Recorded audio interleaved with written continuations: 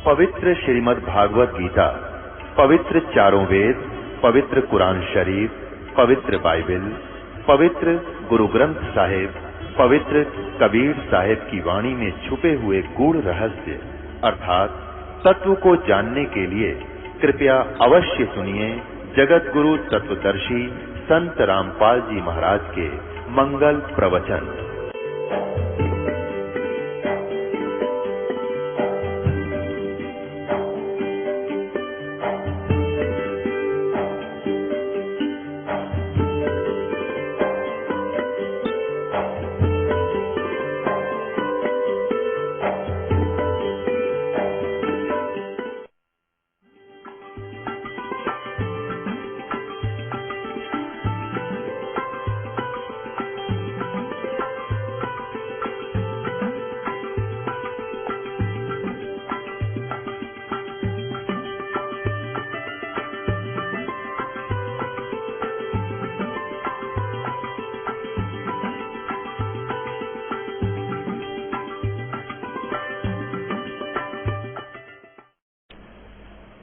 आज पुण्यात्मा कुछ ऐसी आत्मा भी आई हैं जिन्होंने जो सार नाम के योग्य हो चुकी हैं और जो नहीं हुई हैं उनको और समय दिया जाएगा। अपनी तैयारी करें, कोई त्रुटि उसको दूर करें, अपनी भक्ति कमाई बढ़ाएं ताकि आपको सार नाम प्राप्त हो। पुण्यात्माओं, परमात्मा ने कहा कि धर्मदास तो लाख दोहाई, ये सार शब्द की तबार ना जाए। अब ये सारनाम जो है परमात्मा ने किसी को नहीं दिया, अब आदेश दिया है, केवल धर्मदास को दिया, धर्मदास जी को दिया, गरीबदास जी को दिया और उनके संपर्क में जो संत आए उनको दिया। लेकिन उनको कसम खिला दी थी कि आज ये नाम अभी किसी को नहीं देना, सतनाम भी किसी को नहीं दिया गया। सारनाम की तो बात बहुत दूर है। तो पुण्यात्माओं, उसको इसलिए रोका हुआ था, इसलिए गुप्त रखना था कि अब नकली जो संत, पंथ और महंत, यदि पहले ये ज्ञान ओपन हो जाता तो वो सभी यही सुना सुनाया ज्ञान सबको बात बनाते पाते। तो और ये भिन्नता नहीं रहती सत्य और असत्य की। अगर मान लीजिए ज्ञान किसी को हो गया और उसने आगे सुनाना शुरू कर दिया, क्योंकि भक्तात्मा परमात्मा की चाह में बहुत हैं, और उसके इस ज्ञान को सुनकर उसके पीछे भी लाग गई, 100, 200, 1000 उसने चेले भी बना लिए, लाभ क्या होगा? क्योंकि उसको अधिकार नहीं है नाम देने का। केवल इस दास के अतिरिक्त विश्व में किसी के पास अधिकार नहीं है सारनाम और सतनाम देने का। एक समय में एक ही संत परमात्मा भेजते हैं। जैसे स्वयं परमेश्वर आए थे, 64 लाख से सोए थे कबीर जी के, और पूरे कितने क्षेत्र में वो 64 लाख से थे, तो वो किसी और को भी बना सकते थे चेले के। गुरु आदेश दे देते थे कि जा भी तू भी नाम दे, जाओ तुम भी नाम दो। कभी नहीं, 64 लाख को अकेलों ने नाम दिया। और उस समय तो ना कोई मीडिया था, ना कोई सीडी का प्रबंध था कि तो ज्ञान प्रचार कर दे। तो परमात्मा ने किसी को भी नाम दान करने का अधिकार नहीं दिया। क्यों नहीं दिया? अपने रहते। क्यों नहीं दिया? क्योंकि नाम दान देना कोई हंसी खेल नहीं है। नाम किसी को देना उसके भार को अपने सिर पे रखना। अब जैसे पुण्यात्मा किसी एक सेठ है छोटा सा, और उसने 4 नौकर की जरूरत लगा ली, 4 की तो वो काम चला देगा। अगर वो 1000 नौकर रख ले तो तनख्वाह कहां से देगा? वो तो भार बन गया इसके ऊपर, वो जो ना निर्धन हो जाएगा। ऐसे ही पूर्ण परमात्मा कबीर परमेश्वर जी में वो परम शक्ति है, वो कितनी सारा विश्व शेष बन जाए तो वो पार कर सकते हैं। ऐसे ही जिस दास को वो भेजते हैं अपनी शक्ति दे करके, वो जैसे तो वो पार कर सकता पूरे विश्व को। अब जैसे कोई एक चेयरमैन होता है एसएस बोर्ड का, उसको सरकार नियुक्त कर देती है कि तू ऐसे ऐसे इस सत्र की जो कर्मचारी है उनकी अपॉइंटमेंट कर दे योग्य को। तो वो उसको पेन भी सरकार देती है, इंक भी सरकार देती है, तनख्वाह भी सरकार देती है, कोठी और कार भी सरकार देती है। और फिर वो केवल एक साइन करता है नीचे एक अपॉइंटमेंट लेटर पे, अक्सर वही होते हैं, you are hereby appointed for the post of such and such, your salary will be such and such and these are the term and conditions, और नीचे साइन कर देता है। वो मान्य होता है उसका, उसके दस्तक वही उसी इतने ही लाइनों पर, वो 5-4 लाइन लिखी उसने पंक्तियों पर, उसने जो आदेश लिखा है वो साइन उसके हो गए हैं, वो मान्य है। और जिस बच्चे के नाम उसने लिख दिया उसको सरकार नौकरी देगी, पूरी व्यवस्था देगी और पूरी सुविधा देगी। उसका कुछ नहीं लगा, सरकार देगी, लेकिन दस्तक उसी के होने चाहिए। अपॉइंटिंग अथॉरिटी वही हो, सिलेक्शन अथॉरिटी। तो इसी प्रकार यदि उन्हीं 4 लाइनों ने कोई याद कर ले, इसी प्रकार कोई कागज प्रिंट करवा ले और नीचे अपने दस्तक कर दे, तो वो कितना मान्य नहीं। और ना उस जिनको वो बना कर देगा वो अपॉइंटमेंट लेटर, सिलेक्शन लेटर, उनको कोई लाभ नहीं होगा। आज आप बुद्धिमान हो, शिक्षित हो, बहन बेटी भाई बुजुर्ग सभी शिक्षित हैं और आप खूब समझते हो इस व्यवस्था को। इसलिए ये ज्ञान परमात्मा ने इस समय इसका ढोल बजाना था और सारे विश्व में इसको पहुंचाना था। ये पहले ही निर्धारित था, परमात्मा ने आना था। जैसे आपने कब कबीर सागर में पढ़ा कि वर में पंथ में हम ही चलावें, हम ही चल आवें, चल कर आएंगे, और सभी पंथ मिठाकर एक पंथ चलाए। परमात्मा नहीं आए तो अपना कुत्ता ये दास भेज दिया आपको जगाने के लिए, भौंकने के लिए। धनवान लोग जाग जाते हैं जब कुत्ता भौंकता है, वो समझ जाते हैं कोई आपत्ति आसपास मंडराई हुई है। और जिसके पास धन है नहीं वो नहीं जागता, अब कुत्ते ने भौंकते रहे, क्यों उसके पास चोर नहीं है नहीं, चोर बढ़कर करेंगे क्या।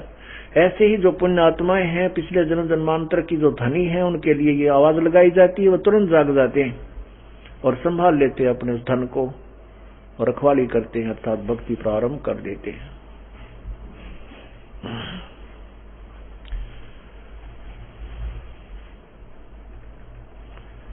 तो परमात्मा ने पहले नहीं बताया, अब के लिए गुप्त रखा था, और अब ये दास भेज दिया अपना। आप कितने पुण्यकर्मी हो, इस बिचली पीढ़ी में जन्म आपका और मनुष्य शरीर, और फिर आपको यहां प्रवेश प्राप्त। आपके पुण्यों की गणना हो नहीं सकती। लख बर सूरा जोज ही, लख बर सावदे, लख बर यति जहान में जब किधर सदगुरु शरणा ले। धर्मदास के बारे में परमात्मा ने कहा कि तने कोट जन्म तक मेरी भक्ति की है, जब आज सार नाम योग्य हुआ तू। केवल धर्मदास को सार नाम दिया था, उसके बाद उसको बैन लगा दिया था कि तुझे कसम है किसी को नहीं देगा, ये पिछली पीढ़ी के हंस पार नहीं होंगे। पहली पीढ़ी वो 64 लाख शेष थे। अब वो परमात्मा की लीला को देख करके जो हाथी पर चढ़कर वो चले थे, गड़का को वैसा को साथ लेकर, वो 64 लाख कुछ ऐसे थे, कुछ एक थे जो गुरुद्रोही हुए, वो तो कभी भी परमात्मा के चरणों में नहीं आ सकेंगे। कुछ ऐसे थे बस अपना लोगों की शर्म से चुप करके घर पे भक्ति करते रहे, भगवान के पास जाना बंद कर दिया। उनको भी मालिक माफ करते हैं, कहते हैं चलते मार्ग जो गिरे चाहता सिर नाही दोष, कह कबीर बैठा रहे उसको कर दे कोश। अब जैसे आप अपने घर की तरफ जा रहे हो, 10 किलोमीटर चलकर और घूंटी लागा पड़ गए, चलो कहते हैं वह तो आपने 10 किलोमीटर तो तय कर ली, फिर कभी उतरेगी फिर चाल पड़ेगा, तो ऐसे पर वो फायदा क्या हुआ। अब जैसे उस समय परमात्मा आए थे, यदि हम उसके चरणों में लगे रहते, उनको पहचान जाते, तो ये उसके बाद हमारे 50, 30, 40 जन्म तो और हो गए होंगे अभी, क्योंकि परमात्मा इतने दयालु हैं। उस समय आप में भक्ति प्रवेश कर गए, आपकी कमाई बढ़वागे। आपने किसी ने 1 वर्ष, किसी ने 10 वर्ष, किसी ने 5 वर्ष, किसी ने 20 वर्ष प्रथम मंत्र के इन 5 नामों का जाप किया। पहला और फर्स्ट और लास्ट मंत्र परमात्मा नहीं देते थे, वो तो अभी देना कंप्लीट चूर्ण। बीच के 5 नाम देते थे जो आपको प्रथम ब्रह्म गायत्री में हम देते हैं। तो वो नाम की आपकी कमाई करागे। उससे आगे किसी को सतनाम भी नहीं दिया प्रभु ने, पता था, जानी जान थे वो। तो उसके बाद क्या हुआ कि वो 64 लाख तो अब आएंगे ही आएंगे जो गुरुद्रोही नहीं हुए। हो सकता है 2-4 जैसे कमाल जैसे गुरुद्रोही हो गए थे, वो तो अपने कर्म बिगाड़ लिए उन्होंने, भूत बने अंडा ही। तो ऐसे परमात्मा ने इसीलिए कहा था कि यदि ये नाम सतनाम और ये सार नाम पहले प्रकाशित हो जाता तो आज आप उन नकली संतों जो अधिकारी नहीं है उनके पास सेट हो जाते, जैसे कई करोड़ों लाखों लोग उन नकली संतों के पास फेट हुए बैठे हैं। अब बुद्धिमानों को ये ज्ञान प्राप्त हो रहा है, समझ में आ रही, वो भाग भाग करा रहे हैं, लेकिन अब आ रहे हैं वहां से छूट जाएंगे काल के दूतों से। यदि यही ज्ञान वो कह रहे होते और नाम भी ये दे रहे होते, आप कभी भी नहीं आ सकते इधर। और उनको अधिकार है नहीं ये नाम देने का, नाम भी यही होते और ज्ञान भी यही होता, तो पुण्यात्मा आप पार नहीं हो सकते थे। क्योंकि नाम से मुक्ति होगी, ज्ञान से नहीं। ज्ञान तो इतना बताता है ये काम करने का है, ये नहीं करने का है, और उस नाम से, कमाई से और परमात्मा की शक्ति से पार होंगे। आप ये मत समझना कि ये जीव अपनी भक्ति तो पार हो जाएगा, नहीं। इसमें कबीर परमेश्वर की मेहर रूपी एक ग्रेस मार्ग आपको चाहिए, और वो जो ग्रेस मार्ग है वो बहुत ज्यादा है परमात्मा की। वो ग्रेस जो आपको देगा उससे पार होगे। नहीं तो पता नहीं कितने कितने साधक होकर चले गए, दिन रात माला फेरनी, तो आपने भजन तो करना है, क्योंकि मालिक को मालूम है कि तुम कितना भजन कर सकते हो। आपको भी पता है, मुझे भी पता है, क्योंकि काल ने हमारे ऊपर इतना बर्डन डाल रखा है। सारा दिन 2 पैसे 2 रोटी के लिए हमें चैन नहीं दिन रात, और इसमें भी जितना भी हमें समय मिलता है अपना कसक के साथ, चाहे 1 घंटा, आध घंटा, 2 घंटे, 5 मिनट, इतना ही हम भजन कर पाते हैं। परमात्मा ने पहले तो ऐसी विधि बता दी कि एक का सिमरन ढूंढा ठा दे, इतनी कमाई सत्य नाम की, लेकिन उसकी होगी जो मर्यादा में रहेगा। बकवाद करनी है तो दिन रात भजन करते रहना, उसको कोई लाभ नहीं होगा। और फिर भी हमारे ऊपर कर्जा बहुत है, क्योंकि हम बहुत असंख्य जन्मों से काल के इस जहाज में, पृथ्वी रूपी जहाज में, ऊपर के स्वर्ग रूपी जहाज में और सवारी करते फिर रहे हैं। तो वो कर्जा परमात्मा फिर अपनी ग्रेस मार्क देकर के आपको ऊपर पार करेगा। तो हमने परमात्मा के दास गरीब मेहर से पाइए, इन बातें क्या पाइए कर सतगुरु नजर निहाल। आपने भजन भी करना है। देखो, जो बालक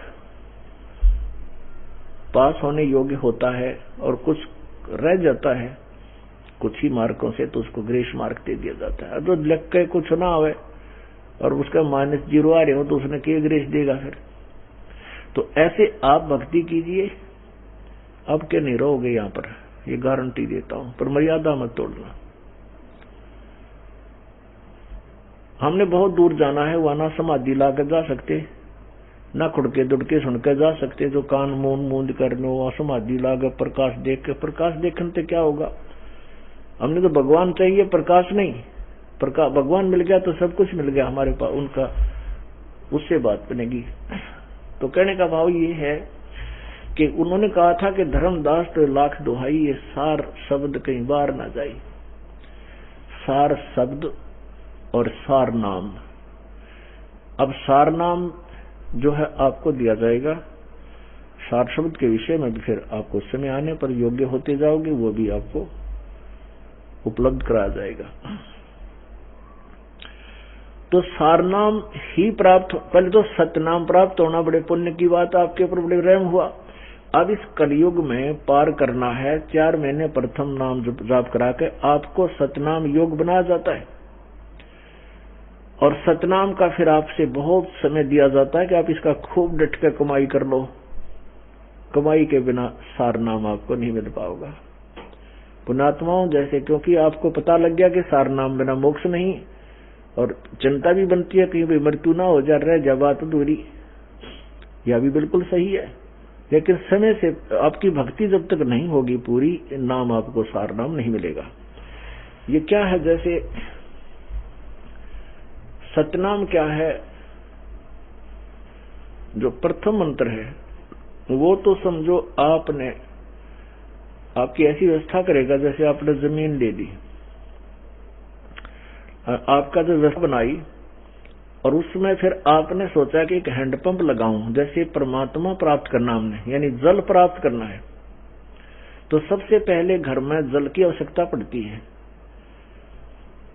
तो जैसे हमने जल प्राप्ति करनी है तो उसके लिए क्या किया, पाइप खरीदी जो उसमें हैंडपंप के अंदर डालती। तो पहले मंत्र की जो कमाई है आपकी, उससे आपको सतनाम मिलेगा। ये हैंडपंप की पाइप जो समझो ये सतनाम है।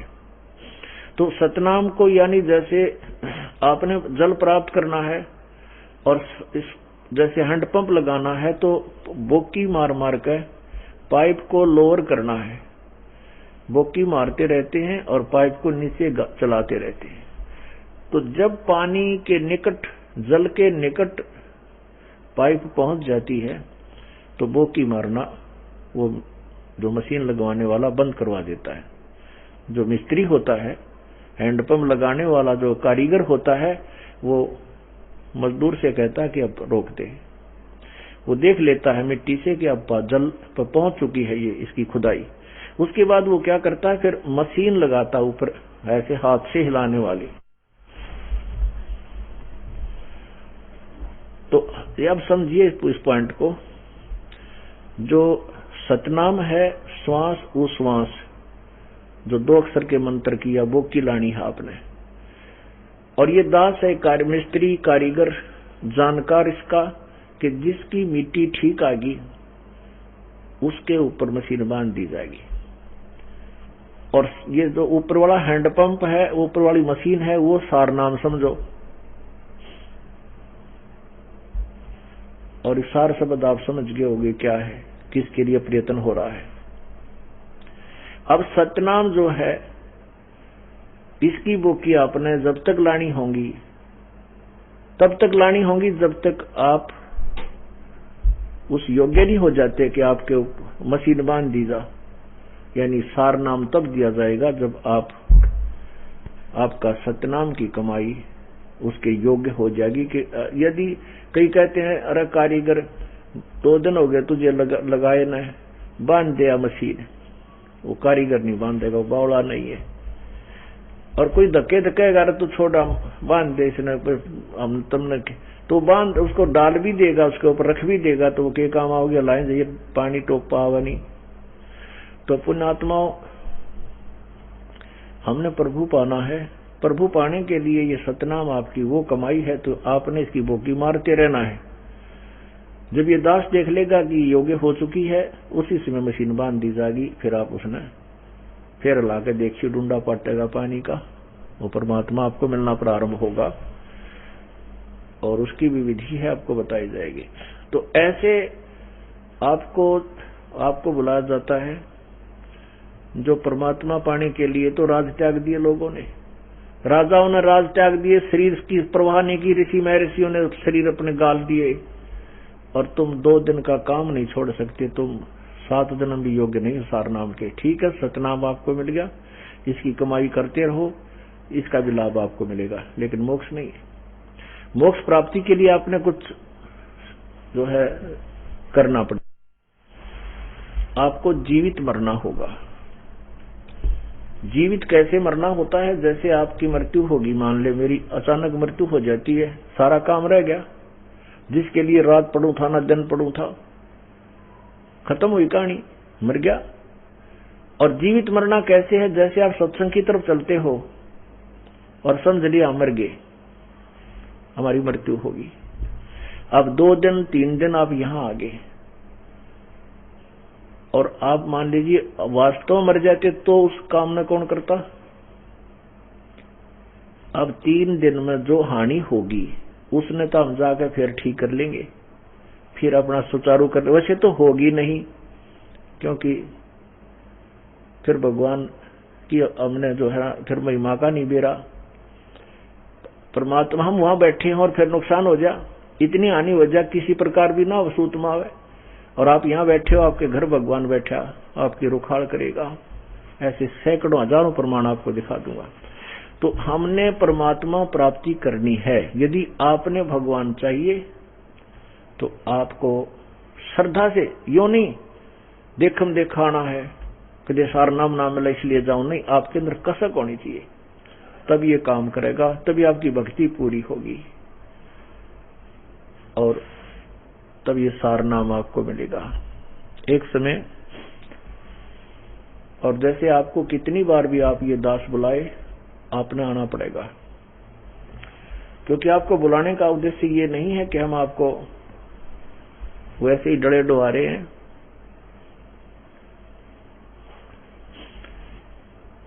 आपने तो यह सब कुछ छोड़ के चलना, सतलोक जाना है। तो यदि आपसे थोड़ा बहुत घर कुछ समय भी नहीं छूटता तो उसके योग अभी हुए नहीं हो।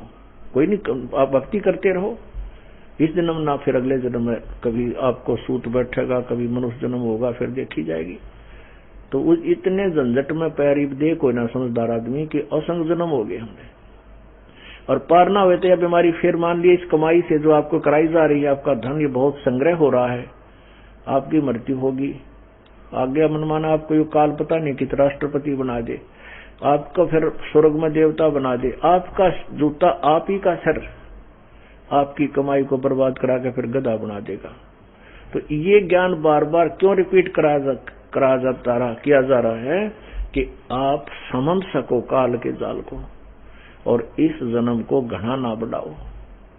बार बार ये सुअवसर नहीं होता। मनुष्य जन्म का मिलना, ये तत्व ज्ञान की प्राप्ति, परम संत का मिलना, ये तो असंख्य जन्मों के बाद ये सारे नंबर मिला करते हैं। और फिर परमात्मा कहते समझा है तो सिर दर पाओ, बहुर नहीं रे ऐसा दाओ, जैसे मोती ओस का ऐसी तेरी आब, गरीबदास कर बंदगी बहुर नहीं ऐसा दाओ। एक समय बनारस में, काशी में वीर देव सिंह बघेल नाम का एक नरेश था, काशी नरेश। वो धार्मिक व्यक्ति था, जैसे आपको पहले ही सत्संग सुनाया, क्योंकि बार बार वही चैप्टर है, वही जो है ना पाठ्यक्रम है, स्टूडेंट बदलते रहते हैं, बार बार सुनाना पड़ता है।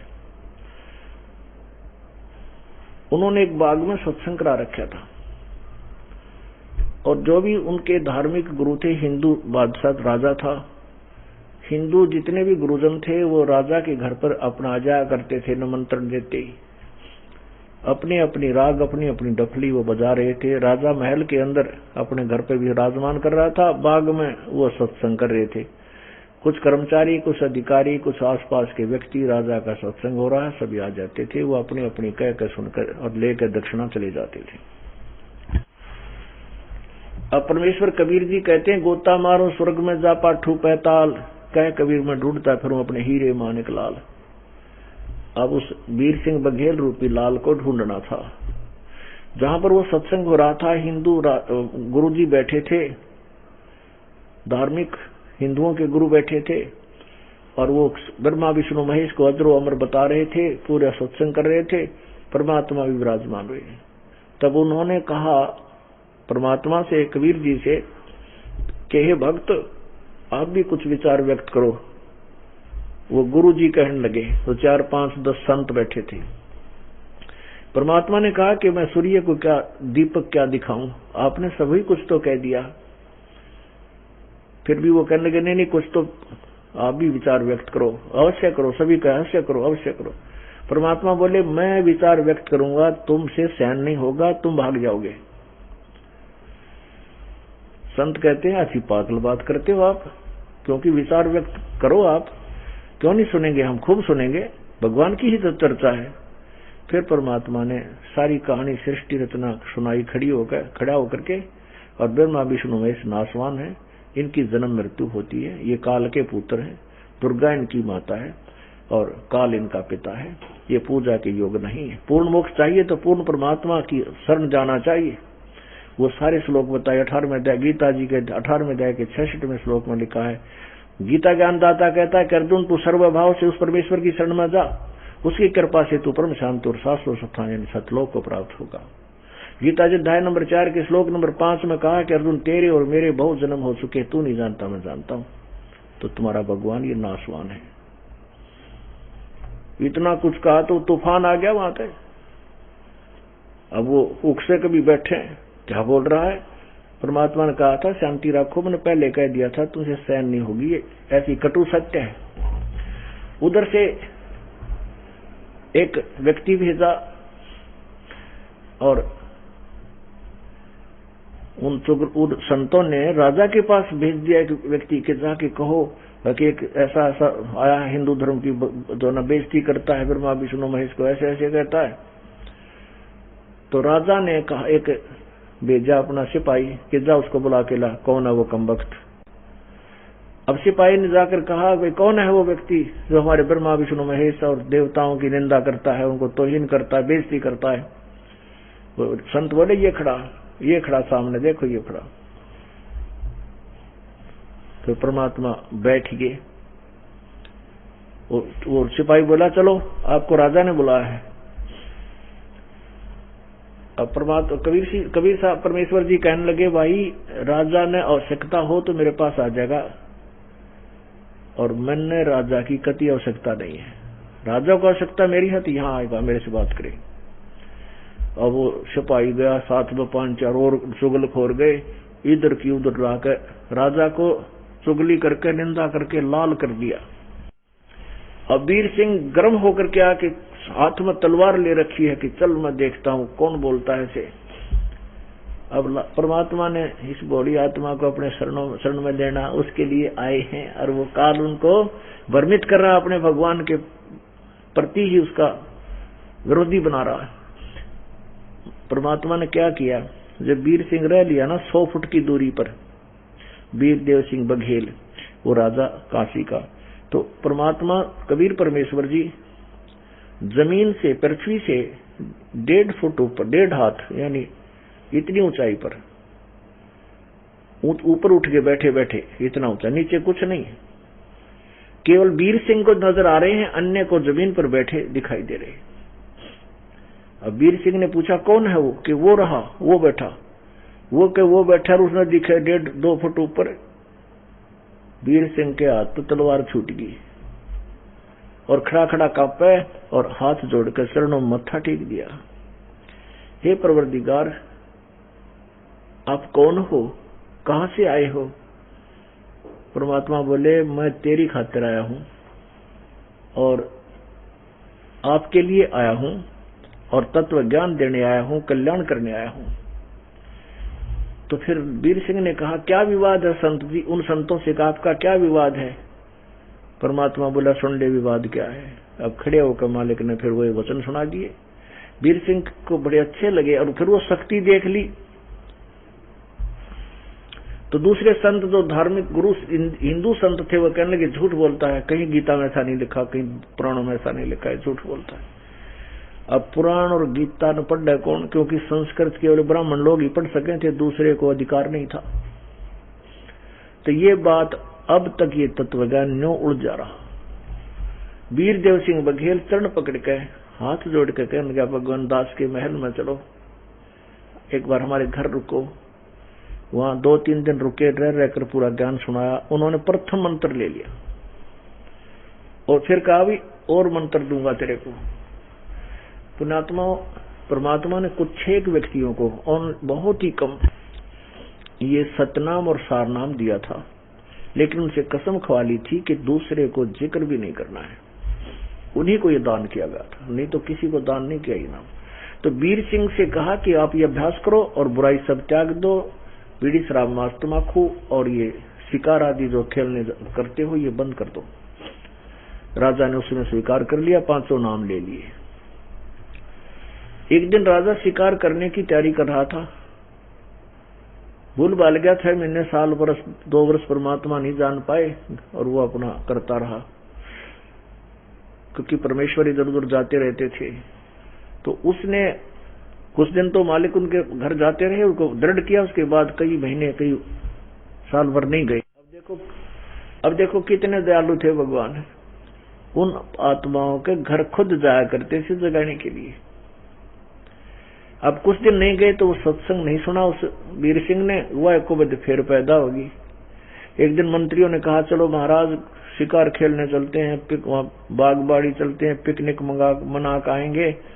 उन्होंने सारा साजबाज तैयार कर लिया, घोड़े ले लिए, सारा सामान रख लिया, 150 बॉडीगार्ड सैनिक ले लिए और पूरा सामान तैयार करके चलने की तैयारी कर रहे। किस लिए? शिकार खेलने। परमात्मा कबीर परमेश्वर जी आ गए।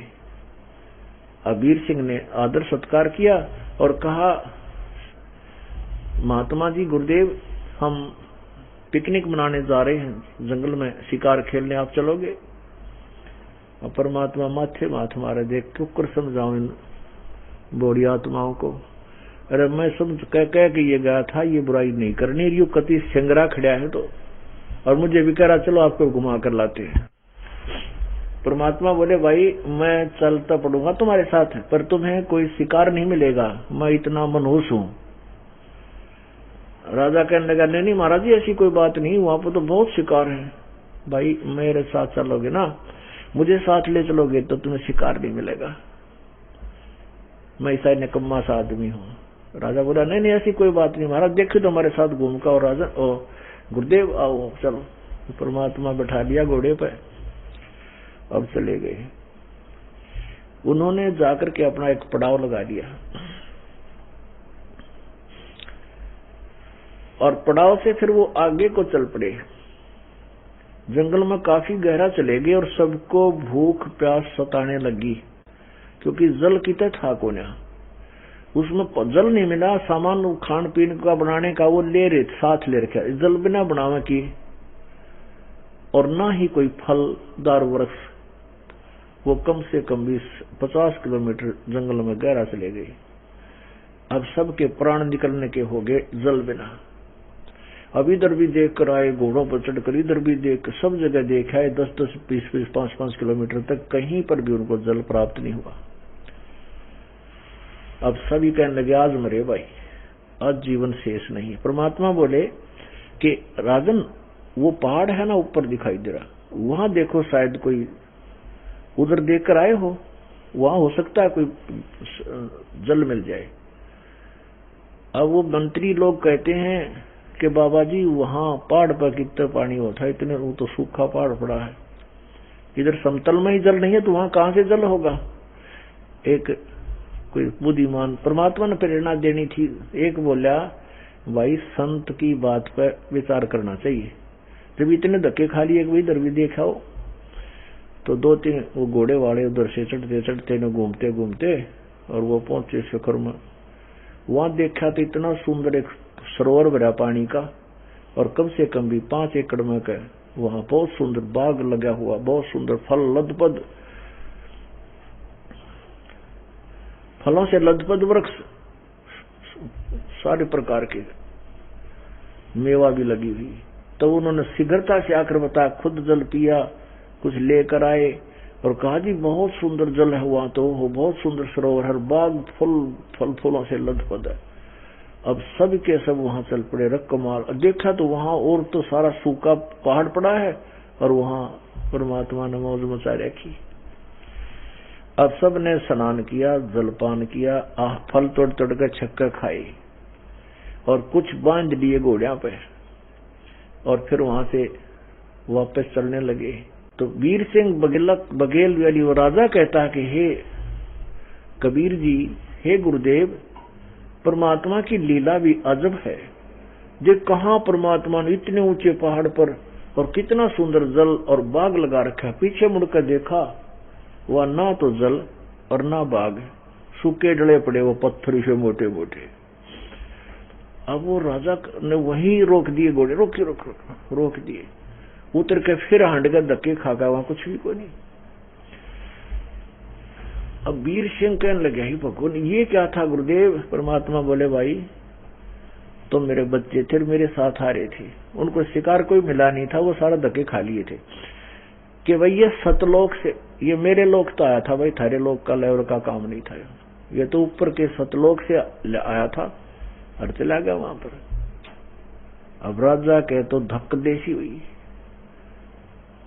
और कोई शिकार नहीं मिला। परमात्मा ने कहा था, भाई मैं मनुष्य आदमी हूं, शिकार कौन मिला तुम्हें?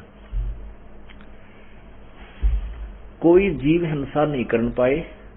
और उस लीला को देखकर परमात्मा बोले, अरे भले आदमियों, तू ऐसे शिकार करता है, अपने कर्म बिगाड़ रहा, तेरी मृत्यु हो जाती अगर कुछ ना मिलता तो यहाँ पर तो कहे के शिकार खेलता, ब्रांड मट्टी हो जाती, नालायक अपनी भक्ति कर। अब उसको तो एकदम सन्नाटा सा छा गया। गुरुजी मैं तो भूल लाग गई थी। ने बोला चल वापस।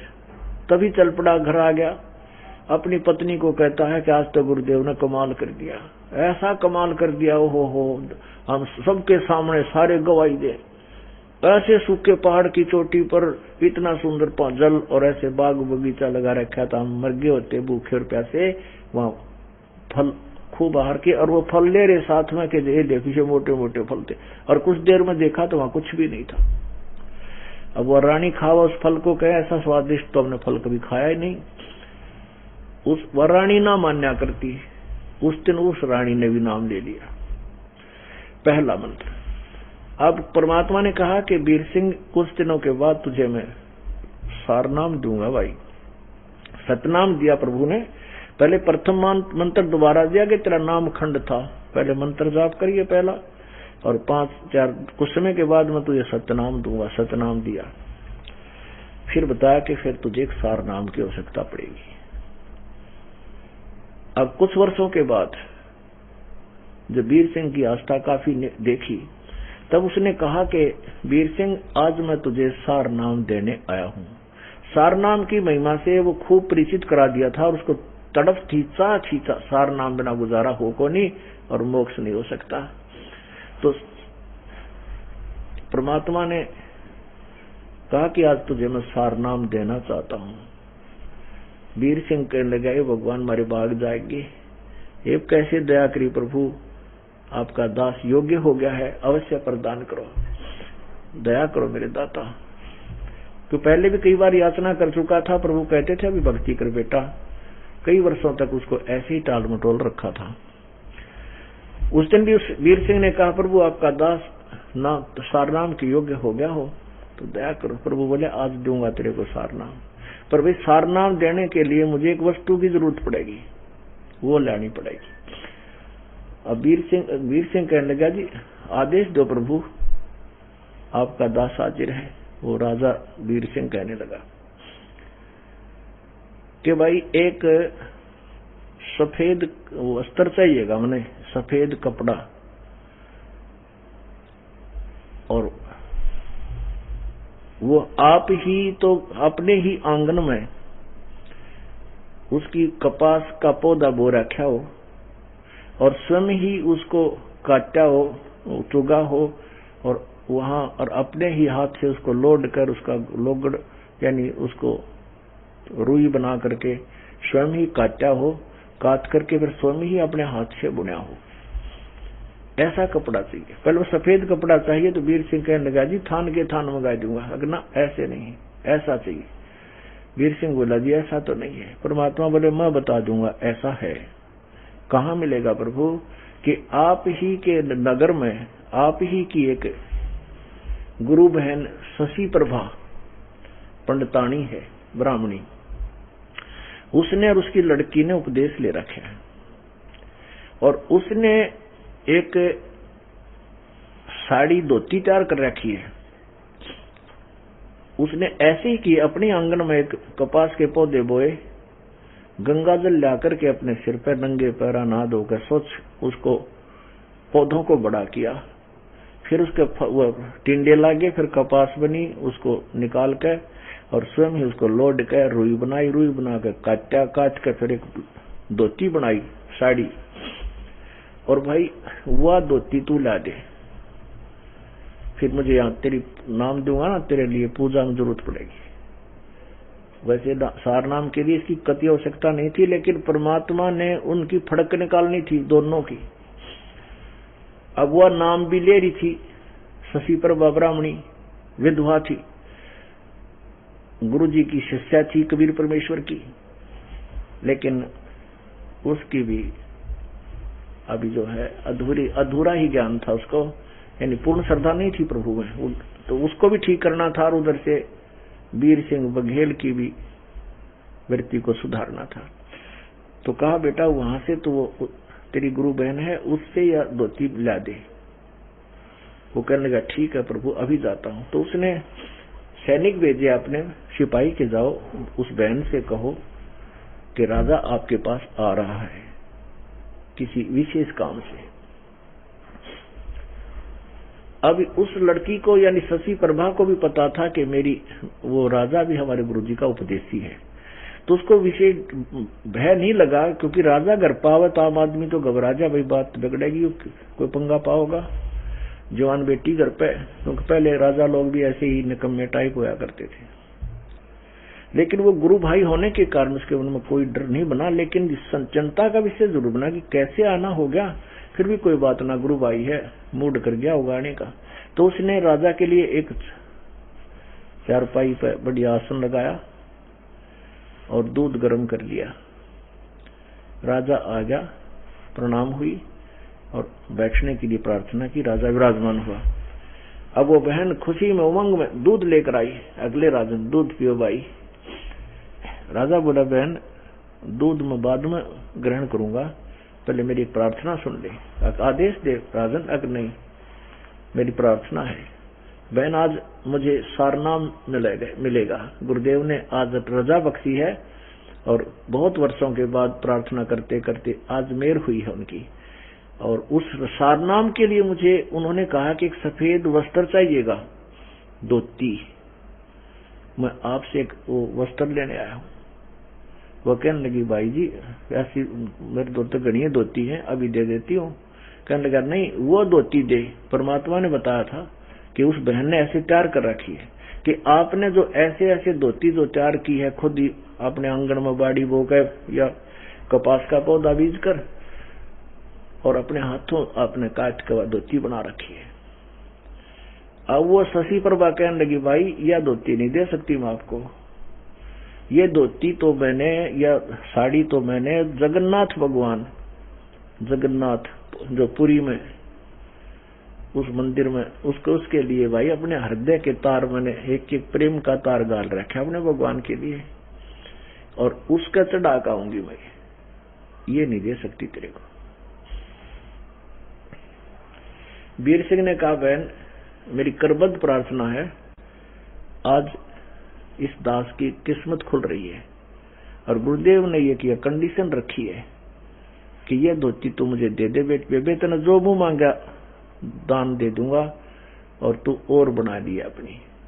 ने बोली ना भाई या ना दूं किसी कीमत पे, मैं नहीं दे सकती। फिर उसने कहा बहन मैं तुझे 5 गांव दे दूंगा तो आज मेरा जीवन कल्याण हुआ है, आज मेरा जीवन सफल हो रहा है, या रहम कर दे मुझ पे। कहने लगी भाई ना तो मैंने राज चाहिए, और जब तू दुखी करेगा तेरे राज ने त्याग करके तो और गुजारा कर लूंगी, पर मैं साड़ी नहीं दूं या धोती भगवान की इतना कैसे दे दूं भाई।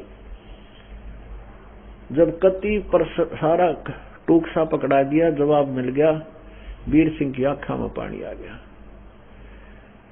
वैसे तो राजा लोग यदि भगवान के चरणों में ना होता तो 2 मारा और दूतर खोज कर ले जाता, लेकिन ज्ञान हो गया था। तो राजा लोग जो भगवान से डरने वाले हो जाते हैं वो अन्याय नहीं करते। आंखों में पानी आ गया और अपनी किस्मत को कोसता हुआ चल पड़ा कि मेरा दुर्भाग्य है, आज मेरा जीवन सफल होता और आज यह बहन मान नहीं रही। वापस आ गया, मुंह उतरा हुआ, जैसे किसी का जीवन अंत हो जाए, जिसको परमात्मा की चाह हो जाती है उनकी ऐसी तड़फ बढ़ जाती है। मुंह लटकाया हुआ, आंखों में पानी भर के और चरणों में बैठकर रोने लग गया, भगवान मैं बहुत दुर्भाग्य, मेरा बहुत दुर्भाग्य है, मैं बहुत ही कर्महीन प्राणी हूँ, बहुत पापी प्राणी हूँ, मेरे भाग्य में ये सार नाम नहीं है प्रभु। मैं उस बहन के, परमात्मा ने कहा क्या बात हुई भाई, वह साड़ी ना लाया, तू धोती नहीं लाया। कहने लगे भगवान मैंने खूब प्रार्थना की। राजा बोला मैंने हाथ जोड़े, बहन से कहा कि तू यह साड़ी मुझे दे दे बहन, मुंह मांगा तुझे पैसा दे दूंगा। परमात्मा बोले वाह क्यों नाटकी भाई, पता था प्रभु को। कबीर जी बोले, कबीर परमेश्वर जी कहने लगे भाई क्या क्यों मना कर दिया कि प्रभु, उन्होंने वह कह रही थी बहन कि ये धोती मैंने जगन्नाथ भगवान के लिए तैयार की है और इसमें मेरा प्यार का एक एक प्रेम, परमात्मा की श्रद्धा का इसमें एक एक तार मैंने पूर रखा भाई, यह नहीं दे सकती है, मेरा जान जा सकती है। हाँ तू राजा है, मुझे मार पीट के ले जा सकता है, अपने हाथा नहीं दे सकता। तो प्रभु आपका ज्ञान ऐसा हो गया कि ये जुल्म ये दास कर नहीं सकता। अब परमात्मा बोला बेटा एक काम करे, वो क्या करेगी इसका कि वो जगन्नाथ के मंदिर में चढ़ा का होगी। अभी कुछ समय, कुछ ही जल्दी ही बता रही थी कि इतनी जल्दी मैंने बोल रखी है और मैं बना नहीं सकती, उसका समय निकट है। तो परमात्मा बोला भाई चल मैं तेरी शर्त ढीली करता हूं वीर सिंह, सारनाम देने के लिए ऐसा कर, वो बहन जगन्नाथ के मंदिर में वो साड़ी चढ़ाने जाएगी धोती, और काशी बनारस से वो जगन्नाथ का मंदिर 800 किलोमीटर है। लड़की का शरीर है उसका, रास्ते में वो जाएगी, ना जाने कोई निकम्मी आत्मा उसको दुखी ना कर दे, इसलिए तू मदद कर दे उस बेटी की, वहां आने और जाने में उसको कोई आपत्ति ना हो, दिक्कत ना हो। खुद जा चाहे किसी सैनिक ने भेज दे, रास्ते में उसकी जो ना केयर टेक करें, उसकी देखभाल रखें। वीर सिंह ने सुख का सांस लिया, हे परमात्मा आपने तो निहाल कर दिए, बड़ी दया करी अपने दास पे। अपनी बहन के लिए मैं 4-10 सैनिक भेज दूंगा और बैलगाड़ी वो जो ना घोड़ा गाड़ी जुड़वा दूंगा, पालकी जुड़वा दूंगा। नो कहकर उसने सैनिक भेजे वहां पर बहन के पास,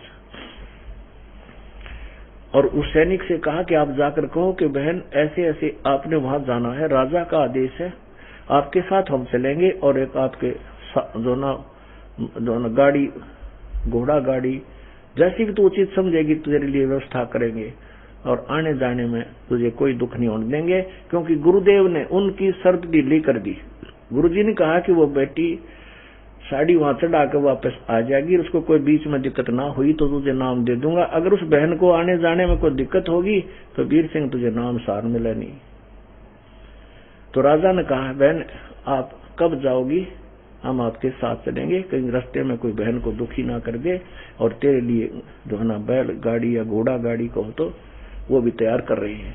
वो बहन ने कहा भाई पैदल जाऊंगी, पैदल आऊंगी, पैदल जाऊंगी, आते समय भले ही मैं किसी वस्तु में बैठूं, जाते समय नहीं बैठूंगी। और मैं धन्यवाद करती हूँ उस भाई का, राजा का, जिसने मेरे सहयोग के लिए कहा है, तो आप मेरे साथ चल सकते हो, लेकिन मैं जाते समय तो बैठूंगा नहीं। तो राजा ने उसकी पूरी व्यवस्था कर दी, वह चली गई। अब जब जगन्नाथ के मंदिर में पहुंच गई, ये दास भी वहां देख कर आया था, इस वो जगन्नाथ का केस सांग है, वहां कुछ भी कोई ना, एक मंदिर तो बहुत बड़ा बना रखा है, और वहां 3 मूर्ति रखी है जिनका हाथ और पैर कोई ना, हाथा के पंजे नहीं और पैरा के पंजे नहीं, टूंड से है, वह कड़ी कड़ी मूर्ति 3 है, श्री कृष्ण की, बलराम की और सुभद्रा की, उसकी बहन की, तीनों बाण भाइयों की। तो वो जो ही उस लड़की ने स्नान किया, स्नान करके स्वच्छ कपड़े पहने और उस साड़ी को लेकर के जगन्नाथ के मंदिर में प्रवेश किया और कहा प्रभु आपकी दासी आपके श्रद्धा सुमन लाई है, इसके स्वीकार कीजिए। अब जो ही वो साड़ी उनके चरणों में वहां रखी, वो साड़ी व धोती वहां से उठी, आकाश में उड़ी और बाहर आंगन में जाकर गिरी, अपने आप बाहर गिरी। जाकर आकाशवाणी हुई कि तू यहाँ कहाँ के किस लिए आई है? जगन्नाथ तो बनारस में बैठा है, काशी में बैठा है। कौन है वो? कबीर जुलाहा जगन्नाथ है, उसके चरणों में समर्पण कर। और उसने ये मांगी थी, तू यहाँ लेकर आई नालायक, तुमने कर्म बिगाड़ लिए। अब वो सारी काट गई। तो तरह का जब ये कबीर परमात्मा ये जगन्नाथ है, यही पूर्ण ब्रह्म है। आकाशवाणी सुनकर उसके रोंग रोंग खड़े हो गए, अपने कर्मा न रो रही है, हे भगवान फूटे बाग मेरे। वो कबीर साहब पूर्ण परमात्मा हमारे गुरु जी भगवान है। रोती हुई वापस आई। 7वां वर्ष सैनिक। अब वो लड़की को पता चला, क्योंकि परमात्मा, क्योंकि 7 दिन जान में लागे, 7 दिन आने में 10-15 दिन लागे। तो उस दिन जिस दिन वो आई वापस, सैनिक साथ थे, उसको पता लगा कि कबीर परमात्मा वीर सिंह के घर पहुंच गए हैं। तो लड़की सीधी वीर सिंह के घर पहुंची। अब इतनी बुरी तरह रो रही है, उसके सारा कपड़े बीज गए रोते रोते, और चरणों में गिरकर बुरी तरह रो रही है, फूट फूट कर। इतनी बुरी तरह रो रही है कि कोई शब्द उसके मुख से निकल नहीं रहा, वो बता नहीं पा रही है और रो ही रही है। अब वीर सिंह को डर हो गया, उस राजा को भय हो गया, हे भगवान देख किसी फुटे वाग इस लड़की को कोई तकलीफ होगी, ये मुझे सार ना मिले नहीं। क्यों भगवान ने कहा था कि बेटी को आने जाने में कोई तकलीफ नहीं होनी चाहिए, कोई दुख नहीं हो।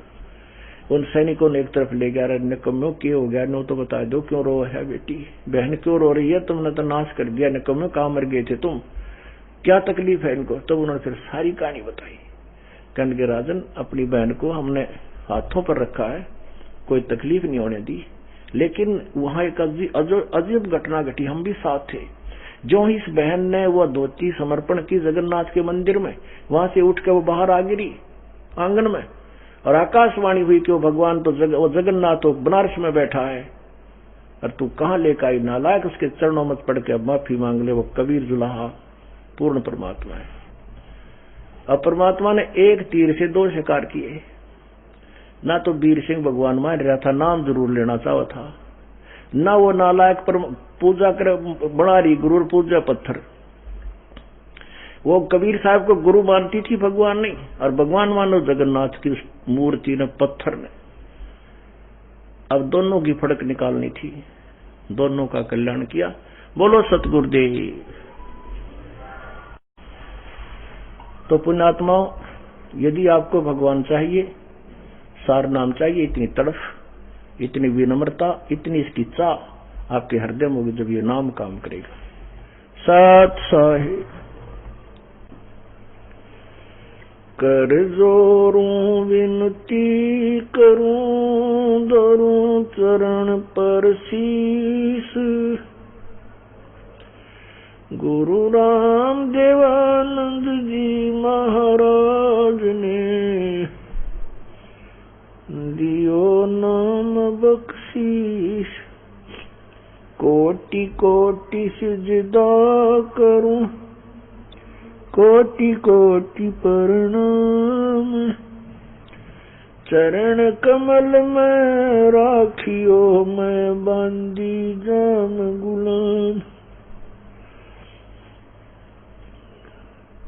कुत्ता तेरे दरबार का, मोतिया मेरा नाम, गले प्रेम की जेवड़ी, जहाँ खेचो वहाँ जाऊं मैं। तो करो तो बावड़ू, दूर दूर करो तो जाऊं, जो राखो तो ही रहूं, जो देवो सो खोऊं। जय इब के सतगुरु मिले, सब दुख आँखों रो, चरणों ऊपर शीश धरूं, कहूं जो कहनी हो। कबीर गुरु जी मिलेंगे, पूछेंगे कुशलात, आद अंत की सब कहूं, अपने दिल की बात। गुरु जी तुम ना भूलियो, चाहे लाख लोग मिल जाएं, हमसे तुमको बहुत है, तुमसे हमको नाई, तुम्हारे विसारे क्या बने, मैं किसकी शरण में जाऊं। शिव विरंच मुनि नारदा, इनके हृदय न समाऊं। अवगुण किए तो बहुत किए, करत न मनिहार। बावे बंदा बख्श दियो, बावे गर्दन उतार। अवगुण मेरे बाप जी, बख्शो गरीब नवाज। जो मैं पूत कपूत हूँ, बोर पिता को लाज। मैं अपराधी जन्म का, नक्सक बरे विकार। तुम दाता दुख भंजना, मोरी करो समर। अवगुण किए तो बहुत किए, करत न मानी आर। तुम दाता दुख भंजना, मेरी करो संभार।